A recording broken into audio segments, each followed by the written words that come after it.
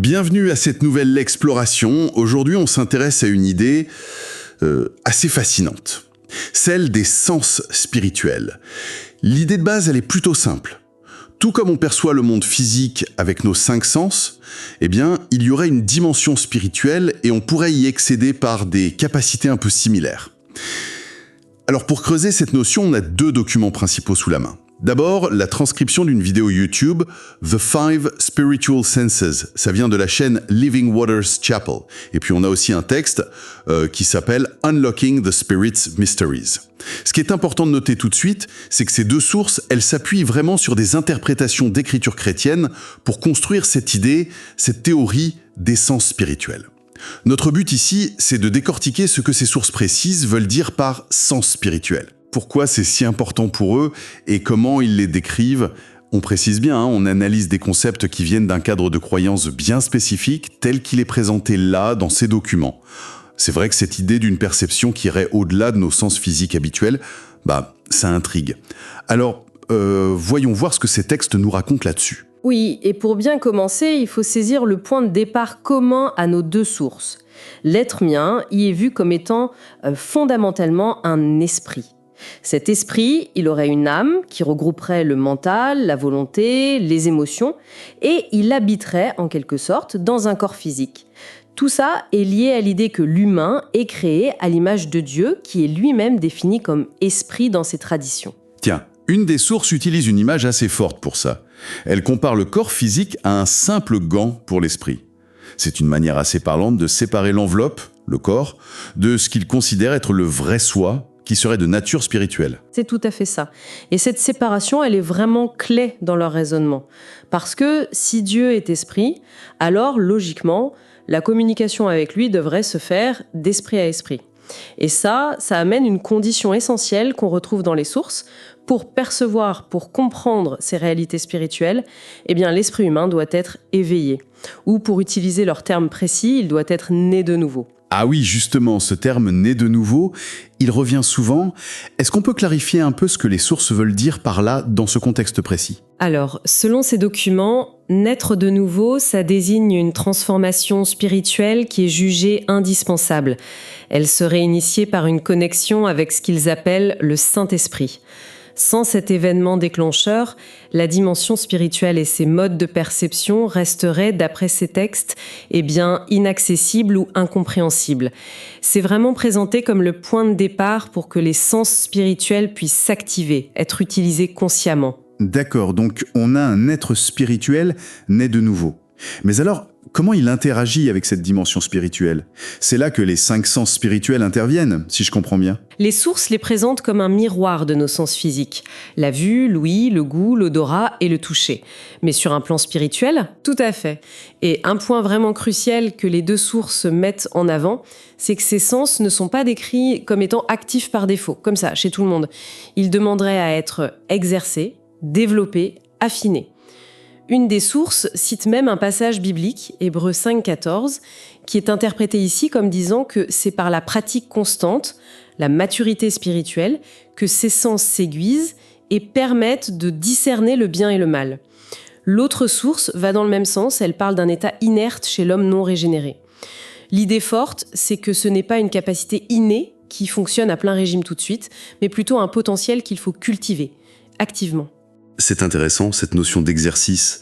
Est-ce que les sources donnent des pistes sur comment on pourrait exercer ces sens, au-delà de parler de maturité en général ? Oui, elles insistent beaucoup sur la discipline spirituelle, la prière ciblée, la méditation des Écritures, on y reviendra avec le goût, le jeûne, l'adoration, une recherche active de la présence divine, tout ça est présenté comme des moyens de développer cette sensibilité. La persévérance semble aussi être un facteur clé.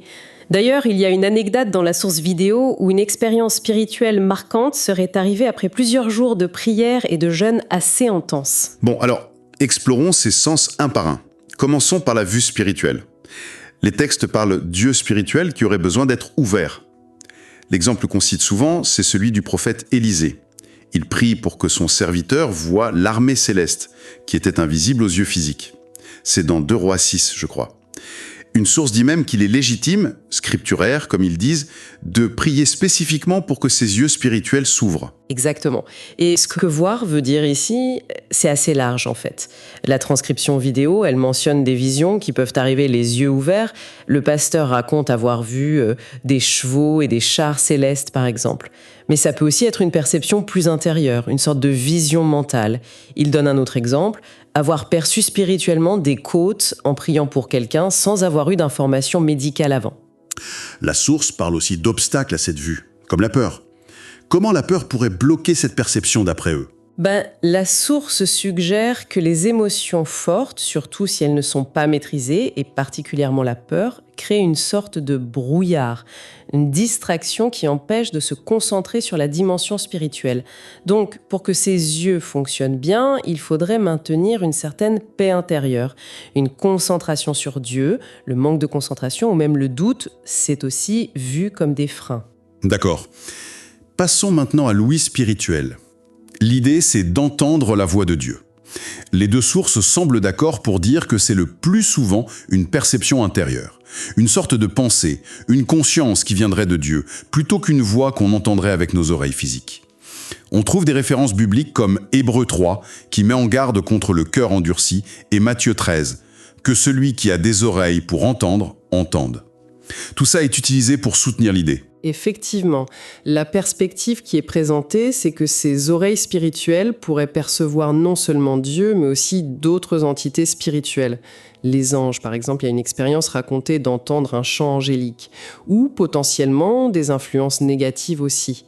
La clé, d'après la source vidéo, ce serait la focalisation, ce sur quoi on porte son attention spirituelle. C'est ça qui déterminerait ce qu'on entend le plus clairement. Il y a une vraie insistance sur le besoin de calmer le bruit intérieur, le flot constant de nos propres pensées, pour pouvoir discerner cette voix qui serait plus subtile. Et comment il suggère de calmer ce bruit intérieur pour mieux entendre alors ? La source vidéo parle de se centrer, de prendre consciemment du temps pour se focaliser sur Dieu, souvent par la prière ou l'adoration. Elle mentionne aussi que le péché qui n'est pas confessé ou un attachement trop fort aux soucis matériels, ça peut créer des interférences. Ça rendrait lent à entendre, pour reprendre l'expression biblique. Donc c'est un processus actif, se mettre à l'écoute et faire un travail de purification intérieure, si on suit leur logique. Continuons avec le goût spirituel. Là, on est dans une métaphore assez directe, on dirait. Goûter la bonté de Dieu, ou la saveur de sa parole. Les psaumes sont souvent cités. Goûtez et voyez combien l'Éternel est bon. Ça, c'est le psaume 34. Et aussi l'idée que la parole de Dieu est plus douce que le miel, dans le psaume 119. Oui, et cette métaphore, elle est développée de manière assez concrète dans les sources. Méditer sur les Écritures, c'est comparé à mâcher la nourriture spirituelle. Ce processus, cette rumination, est présenté comme essentiel pour vraiment assimiler ce qu'ils appellent la nourriture solide, les vérités spirituelles plus profondes, par opposition au simple lait des enseignements de base. C'est directement lié à l'idée de croissance spirituelle. La source vidéo fait même un parallèle assez frappant avec la santé physique. Tout comme une mauvaise alimentation affaiblit le corps, se nourrir de camelotes spirituelles, des concepts erronés, des distractions, ça nuirait à la santé de l'esprit, alors que mâcher la parole de Dieu, ça fournirait les nutriments nécessaires. C'est une image très parlante, oui, cette idée de mâcher la parole pour en tirer la substance. Abordons le quatrième sens, le toucher ou le sentiment spirituel. Là, il s'agit de ressentir une présence, une puissance. La source vidéo rappelle l'histoire de Job, qui sent physiquement le passage d'un esprit, ses cheveux se hérissent.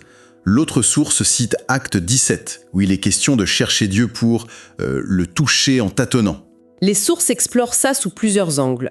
D'abord, il y a la perception d'atmosphère spirituelle, dans un lieu ou autour d'une personne. La présence de Dieu est décrite avec des mots étonnamment tangibles, une électricité, une puissance palpable, parfois même comme un nuage ou un brouillard qu'on pourrait voir spirituellement. Le pasteur dans la vidéo partage des expériences personnelles, comme sentir une brise qu'il associe au Saint-Esprit, ou identifier des portails, des zones de forte présence divine. Et qu'est-ce qu'il dit sur l'imposition des mains, qui est mentionnée dans ce contexte ? Ah oui, c'est présenté comme un exemple clé du toucher spirituel. L'acte d'imposer les mains, ce n'est pas vu comme un simple geste symbolique, c'est vu comme un moyen par lequel la main spirituelle, qui agirait à travers la main physique, peut transférer quelque chose de spirituel, une guérison, une bénédiction, une puissance. C'est l'idée qu'un contact physique peut avoir une résonance et un effet direct dans la dimension spirituelle.